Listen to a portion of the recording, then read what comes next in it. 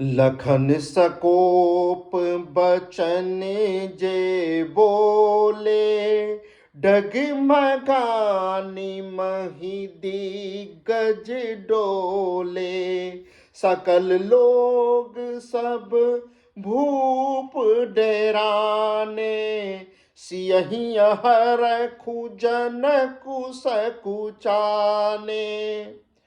जो ही लक्ष्मण जी क्रोध से भरे हुए वचन बोले कि पृथ्वी डगमगा उठी और दिशाओं के हाथी कांप गए।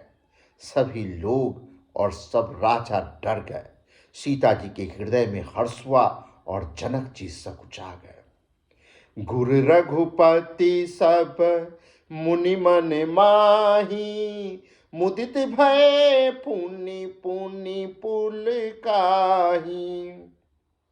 सैनहि रघुपति लखनु नेवारे, प्रेम समेत निकट बैठारे। गुरु विश्वामित्र जी, श्री रघुनाथ जी, सब मुनि मन में प्रसन्न हुए और बार बार पुलकित होने लगे। श्री रामचंद्र जी ने इशारे से लक्ष्मण को मना किया और प्रेम सहित अपने पास बैठा लिया। विश्वामित्र समय शुभ जानी, बोले अति स्नेह मैं बानी। उठहु राम भंजहु भव चापा, मेटहु तात जनक परितापा। विश्वामित्र जी ने शुभ घड़ी को देखकर अत्यंत प्रेम भरी वाणी में बोले, हे राम, उठो, शिव जी का धनुष तोड़ो और हे तात, जनक का संताप मिटाओ। सुनी गुरु बचन चरण सिरुनावा, हरखु बिसादु न कछु उर आवा। ठाढ़े भय उठी सहज सुभाए, ठवनि जुबा मृगराजु जाए। गुरु के वचन सुनकर श्री राम जी ने चरणों में सिर नवाया। उनके मन में न हर्ष हुआ न विषाद, और वे अपनी ऐर खड़े होने की शान से जवान सिंह को भी लजाते हुए सहज स्वभाव से उठे और धनुष की तरफ बढ़े। उदित उदय गिरी मंच पर, रघुबर बाल पतंग। बिकसे संत सरोज सब, हरखे लोचन भृंग। मंच रूपी उद्याचल पर श्री रघुनाथ जी रूपी बाल चूड़ी के उदय होते ही सब संत रूपी कमल खेल उठे और नेत्र रूपी भौरे हर्षित हो गए। नृपन केरी आशा निसीनासी, बचन नखत अवली न प्रकाशी। मानि महीप कुमुद सकुचाने, कपटी भूप उलुक लुकाने। राजाओं की आशा रूपी रात्रि नष्ट हो गई। उनके वचन रूपी तारों के समूह का चमकना बंद हो गया। वे मौन हो गए। अभिमानी राजा रूपी कुमुद संकुचित हो गए और कपटी राजा रूपी उल्लू छिप गए। भय विशोक कोक मुनि देवा, बाबर सही सुमन जना वही सेवा। गुरपद बंदी सहित अनुरागा, राम मुनि सन आयशु मांगा। मुनि और देवता रूपी चकवे शोक रहित हो गए। वे फूल बरसाकर अपनी सेवा प्रकट कर रहे हैं। प्रेम सहित गुरु के चरणों की वंदना करके श्री रामचंद्र जी ने मुनियों से आज्ञा मांगी। सहज ही चले सकल जग स्वामी, मत मंजू बर कुंजर गामी। चलत राम सब पुर नर नारी, पुलक पुरी तन भय सुखारी। समस्त जगत के स्वामी श्री राम जी सुंदर मत वाले श्रेष्ठ हाथी की सी चाल से स्वाभाविक ही चले।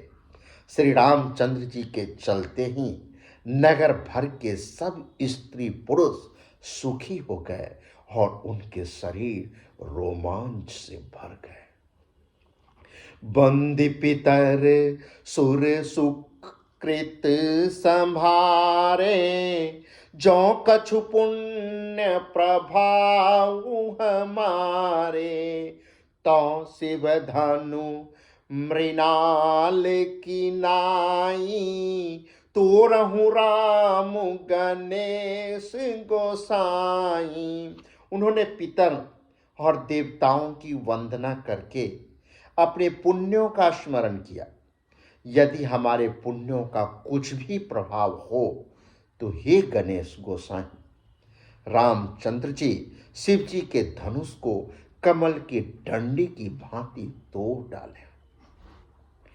राम ही प्रेम समेत लखी, सखिन समेत बुलाई।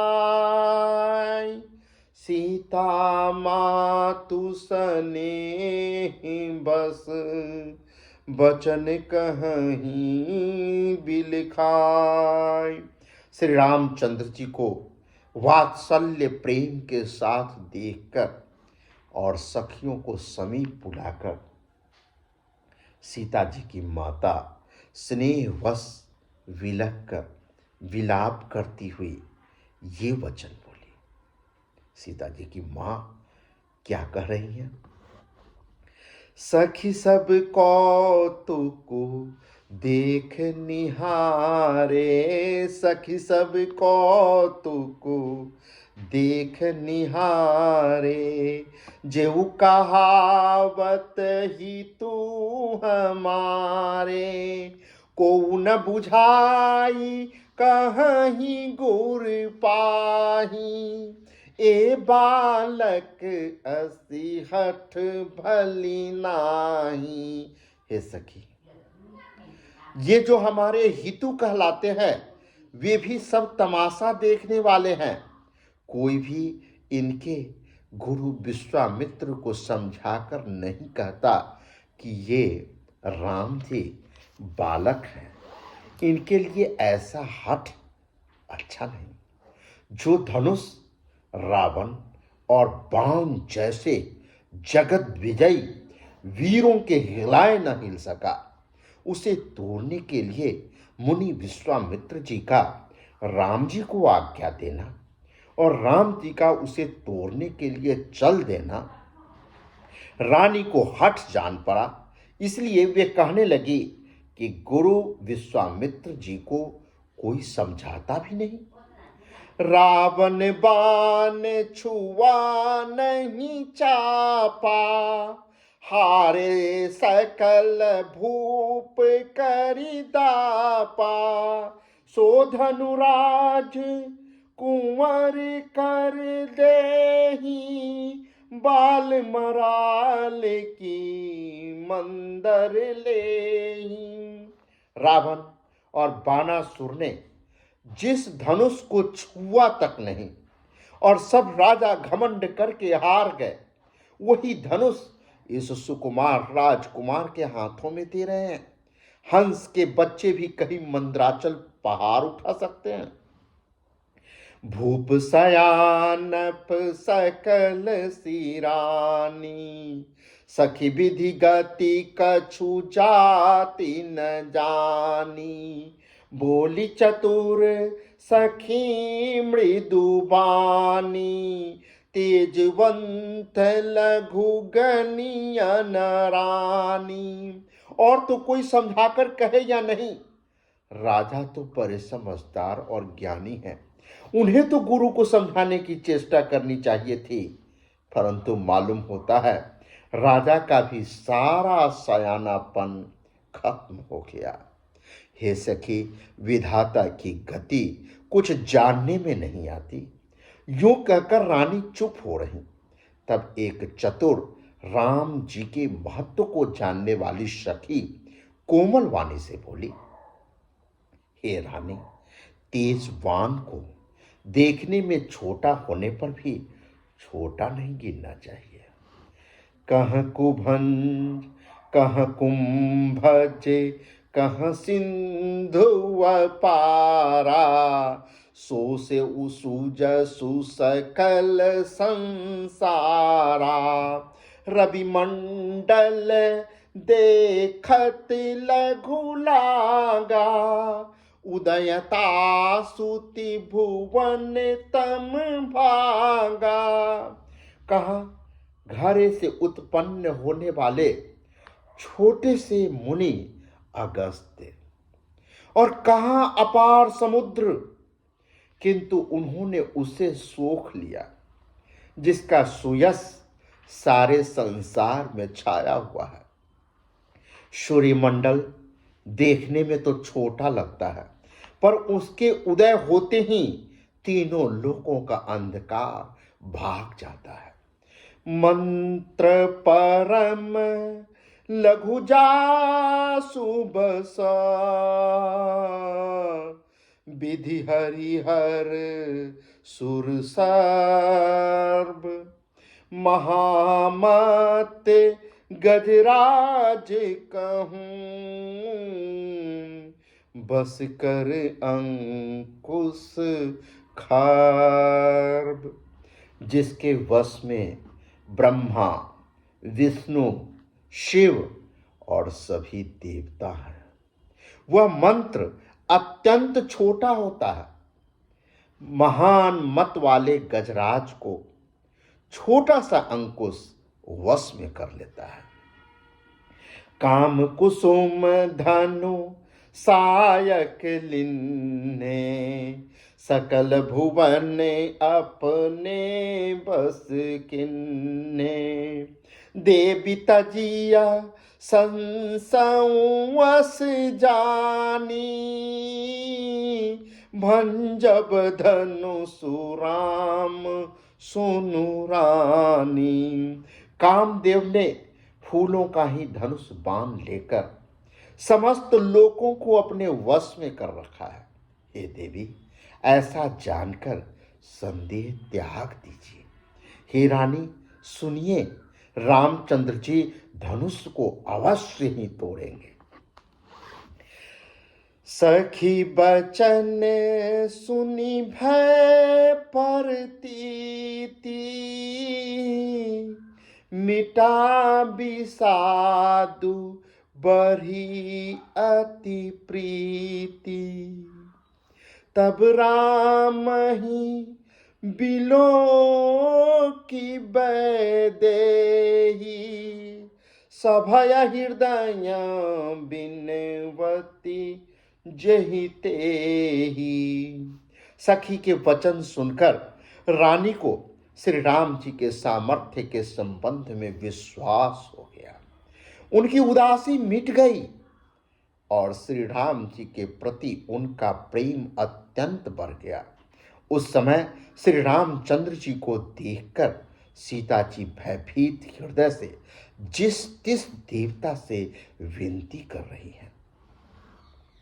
मन ही मन मनाव आनोक, मन ही मन मनाव अकुलानी। होहु प्रसन्न महेश भवानी। माता जानकी सीता जी प्रार्थना कर रही हैं मन ही मन अपने आराध्य शिव जी को याद करते हुए मन ही मन मनाव अकुलानी, होहु प्रसन्न महेश भवानी, करहु सफल आपनी सेवकाई, करिहि तुहरहु चापु गरुआई। गरुआई गुरुता माने भारपन, चापू माने धनुष। मन ही मन सीता जी प्रार्थना कर रही हैं महेश भगवान से, भवानी से कि थोड़ा सा हमारी चिंता को हटिए और इस धनुष की जो गुरुता है, भारीपन है, उसको आप हर लीजिए। अगर आप मुझसे प्रसन्न हैं, मेरी सेवा से प्रसन्न हैं, तो कम से कम इसे सुफल कीजिए। ये विनती कर रही हैं भवानी से, माता पार्वती से, शिव भगवान से। गणनायक बर दायक देवा, गणनायक बर दायक देवा, आजु लगे किन्हीं हूँ तू सेवा, बार बार बिनती सुनी मोड़ी, करहूँ चाप गुरुता अति थोड़ी। हे गणों के नायक, गणेश जी की वंदना करती हैं। हे गणों के नायक, वर देने वाले देवता श्री गणेश जी, मैंने आज ही के लिए तुम्हारी सेवा की थी। बार बार मेरी विनती को सुन करके धनुष का जो भारीपन है उसको थोड़ा कम कीजिए, थोड़ा नहीं बहुत ही कम कर दीजिए, जो ताकि काफी हल्का हो जाए। देखी देखी रघुबीर तना, सुर मनाव धरि धीर, भरे बिलोचन प्रेम जल, पुलकावली सरी। श्री रघुनाथ जी की ओर देख देख कर सीता जी धीरज धरकर देवताओं को मना रही है। उनके नेत्रों में प्रेम के आंसू भरे हुए हैं और शरीर में रोमांच हो रहा है, रोम रोम खड़ा है। नीके निरखी नयन भरी शोभा, पितुपनु सुमीरी बहुरी मनु क्षोभा, आहतात दारुणी हठ ठानी, समुझत नहीं कछु लाभु नहानी। अच्छी तरह नेत्र भरकर श्री राम जी की शोभा देखकर फिर पिता के प्रण का स्मरण करके सीता जी का मन एक बार फिर क्षुब्ध हो गया, गला रुंध गया। वे मन ही मन कहने लगी, अहो पिताजी ने बड़ा ही कठिन हठ ठाना है, वे लाभ हानि कुछ भी नहीं देख रहे हैं। सचिव सभय सिख दे न कोई। सीता जी के मनोदशा का जो वर्णन गोस्वामी तुलसीदास जी कर रहे हैं। सचिव सभय सिख दे न को, बुध समाज पर अनुचित होई, कह धनुकुली सहु चाही कठोरा, कह श्यामल मृदु गात किशोरा। मंत्री डर रहे हैं, इसलिए मंत्री किससे डर रहे हैं? राजा जनक से। सीता जी सोचती हैं कि हमारे पिता की प्रभुता को देख करके, उनके ऐश्वर्य को देख करके मंत्री को हिम्मत नहीं हो पा रही है कि वो सही मंत्रणा दे पाए, वो सही सलाह दें। मंत्री डर रहे हैं, इसलिए लगता है कि कोई भी उनको सच्ची बात सीख नहीं दे रहा है। पंडितों की सभा में ये तो बड़ा ही अनुचित हो रहा है। कहाँ तो वज्र से भी बढ़कर कठोर धनुष है, और कहाँ ये कोमल शरीर, किशोर श्याम सुंदर।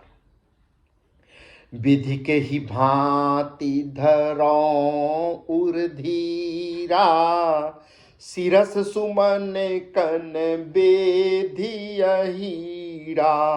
सकल सभा कै मति में भोरी, अब मोहि शंभु चाप गति तोड़ी। हे विधाता, मैं हृदय में कैसे धीरज रखूं? सिरस के फूल के कण से कहीं हीरा छेदा जाता है। सारी सभा की बुद्धि भोली बावली हो गई है। अतः हे शिव जी के धनुष, अब तो मुझे तुम्हारा ही आसरा है। निज जरता लोगन पर डारी, हो ही हरहूं रघुपति ही निहारी। अति परिताप सिया मन माही, लव निमेष जुग सै सम नाही। जाही तुम अपनी जड़ता लोगों पर डालकर, जड़ता माने मूर्खता, तुम अपनी जड़ता लोगों पर डालकर श्री रघुनाथ जी के सुकुमार शरीर को देखकर हल्के हो जाओ। ये धनुष से विनती कर रही हैं सीता जी। इस प्रकार सीता जी के मन पे बड़ा ही संताप हो रहा है। उतने ही में कहते हैं, निमेष का एक लव अंश भी 100 युगों के समान बीत रहा है। मतलब प्रतीक्षा की घड़ी कितनी कठिन होती है, कैसे बीतता है एक एक पल। इसको सीता जी के माध्यम से गोस्वामी तुलसीदास जी प्रकट कर रहे हैं। प्रभु ही चितई पुनि चितब मही, राजत लोचन लोल। खेलत मन सिज मीन जुगो, जनु विधु मंडल डोल। प्रभु श्री रामचंद्र जी को देखकर फिर पृथ्वी की ओर देखती हुई सीता जी के चंचल नेत्र इस प्रकार शोभित हो रहे हैं, मानो चंद्रमंडल रूपी डोल में कामदेव की 2 मछलियां खेल रही हों।